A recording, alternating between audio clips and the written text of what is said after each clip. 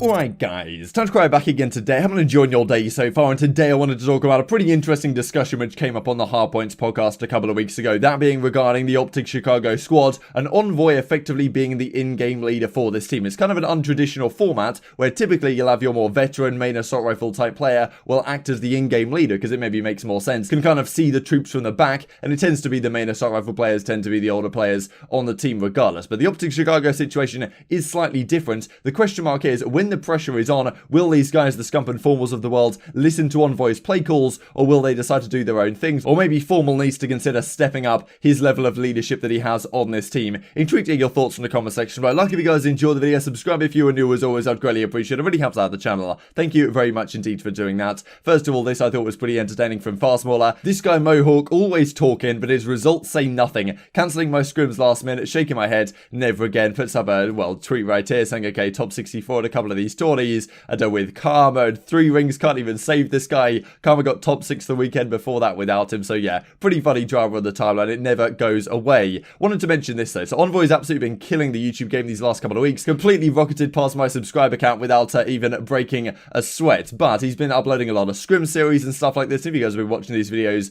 that have been doing very well indeed, a lot of the time he's being a vocal member of the team, being the IGL to some degree, the in-game leader type figure. We don't really have like an in-game leader in the same degree as you do maybe in Counter-Strike, where it's like a clear role on the team, but certainly there's more vocal players on the squad, and Envoy a lot of the time is, well, talking to the guys in the manner as if he's kind of the leadership figure on the team, which is pretty incredible to see for someone so young, so new to the Optic Gaming brand, I suppose now, with Chicago Huntsman, of course, last season. And last season there were a lot of, well, big name, big character players on that team, of course, with Gunless, RSTs, I mean, Scump and FormaL are no exception to that as well. So Envoy being the leader on this team is pretty cool to see, right? It's pretty incredible for a player this young. I mean, Simp, we've also seen kind of have those kind of elements to his personality on the Atlanta FaZe squad, but they did decide that, look, maybe we need RCTs in this team as also that kind of leadership figure to help me out in that regard, so it's not just Simp carrying the load in terms of trying to make play calls and stuff, when maybe it's more difficult if you're an SMG in the thick of the action, trying to do that when you can't really see the full picture in that sense, because you're just focused on winning the gunfights. And I think that's what a lot of teams have decided to do, right? The guy who's making the calls, effectively the ARs decide where the SMGs are going to be on the map. They say, okay, like if I'm the main AR on the team, I'm going to tell my SMGs to take this route, to take that route, to build a space for me to get that map presence on the map. Whereas if you're an SMG yourself, maybe it's slightly more difficult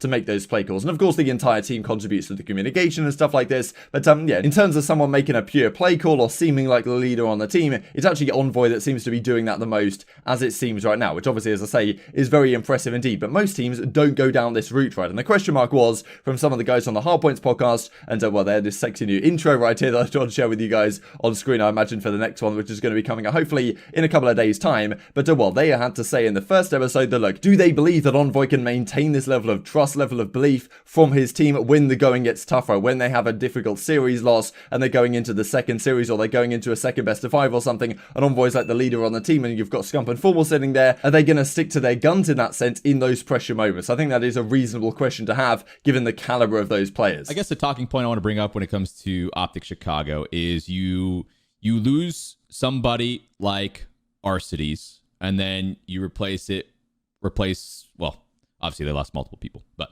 Dashy's coming back in, right? Dashy's not the type of guy that's like an in-game leader, going to keep everybody in check, that type of thing. Scump can be, but he's pretty inconsistent at it, I will say. FormaL's pretty good at it, also somewhat inconsistent at it, in my opinion. That's a lot of pressure on Envoy to be that guy. Will he always command the respect from these 3 people? I think he does this. Yeah. All the time, though. If they're doing poorly, things aren't going their way. I think Envoy is elite. He's one of those players that can do it all. He thinks about the game the right way. I watch a lot of his gameplay. He thinks differently than a lot of players on how to play Call of Duty. The league is really, really, really hard, though.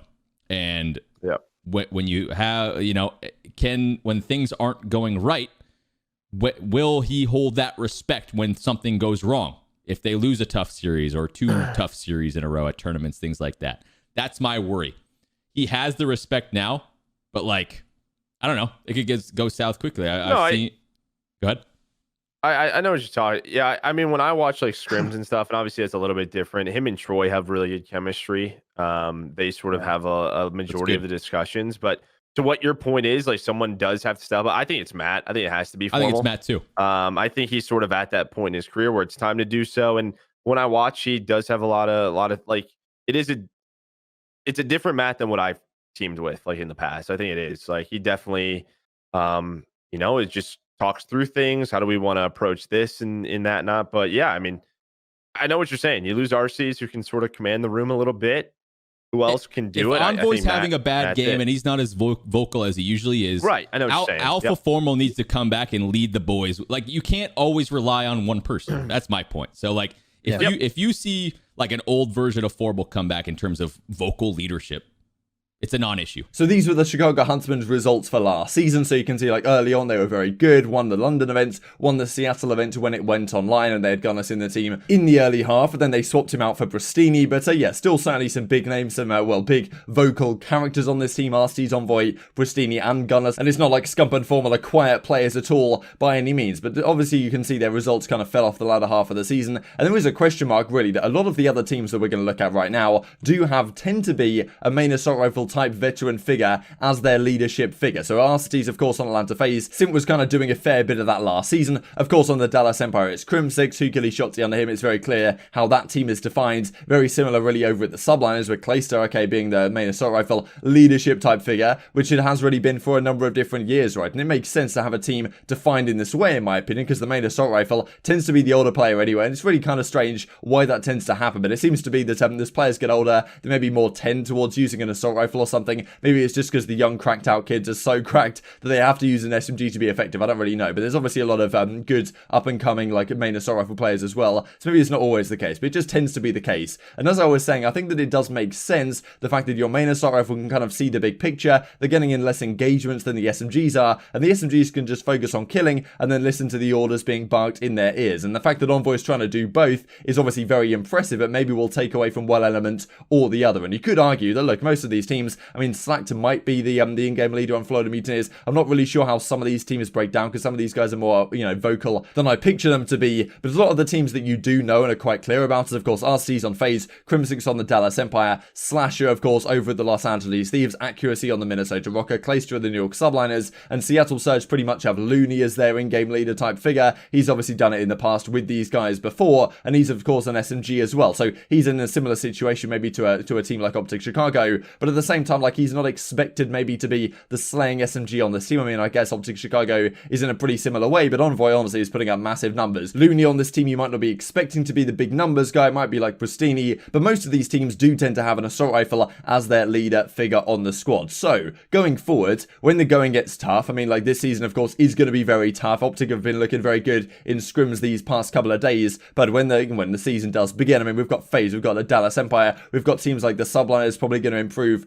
throughout the season. We've got a number of dark horses really here with LA Thieves as well, with such a talented roster coming off such a difficult Call of Duty Modern Warfare, that it may well be that team rises to the top and does very good things. Yesterday we talked about some of the most improved teams in the league. Seattle seems to be up there, Minnesota Rocker seem to be up there, so it's hardly going to be an easy season for a squad like Optic Chicago, but I'm sure they're going to do well and compete for events and compete for titles and be right up there at the cutting edge of the scene. But the going is going to get tough at some point, right? There's going to be difficult grand finals. You're going to be dropping down to losers, going into like a losers match against the Dallas Empire or something, going to a game 5, and with the Dallas Empire's team is so clearly defined, right? Crim's the main assault rifle, he's the guy who's making all the shot calls, and then you've got Shotzi Ukaneli. Of course, Hook is also very vocal on that team, but it's quite clear how that team is defined. Whereas in a situation like Optic Chicago, it's possible that the likes of Scump and Form will get to a grand final and, well, start to maybe take over a little bit and undermine some of Envoy's communication, right? And there is an argument to be said that, look, FormaL should try and take on that role a little bit more. Like, it seems more perfect to me, at least in terms of how some of the other teams are formatted, for FormaL as the main assault rifle on the squad,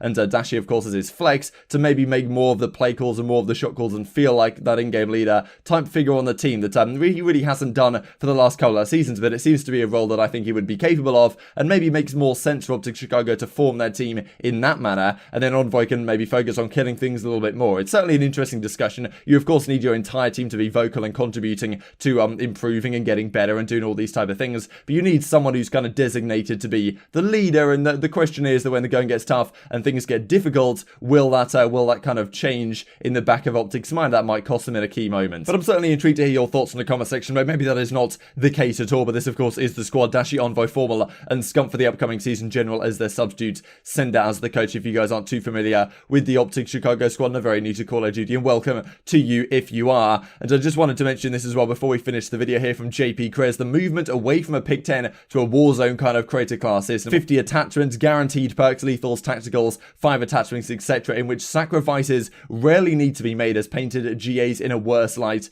than ever before. Would be nice to bring pick 10 classes back, in my opinion, but probably not going to happen anytime soon. The times have clearly changed. As Bobel says, bring it back. The pick 10 system, a kind of an interesting class he's gone for. He probably doesn't snap this off Google, because I'm not sure who's using long barrel rapid fire and laser sight on their MP7 and the s'more as the secondary. But yeah, certainly does bring me back to seeing these nice little orange lines, which clearly define where you are in terms of your pick 10. And if we brought this back, probably GAs would be much less of an issue. But yeah, probably not going to happen, unfortunately, anytime soon, because Warzone and the Battle Royale stuff has taken over these last several years. But well, certainly the golden days of Call of Duty, in my opinion. Intrigued to hear your thoughts on all this stuff in the comment section. But I hope you guys enjoyed the video. If you did enjoy it, I'd really appreciate a like on the video. Really helps out the YouTube algorithm to know you enjoyed this content. Other people like you may enjoy this content as well, and help grow the competitive Call of Duty community. Thank you for watching as always. Take care, and I will see you next time.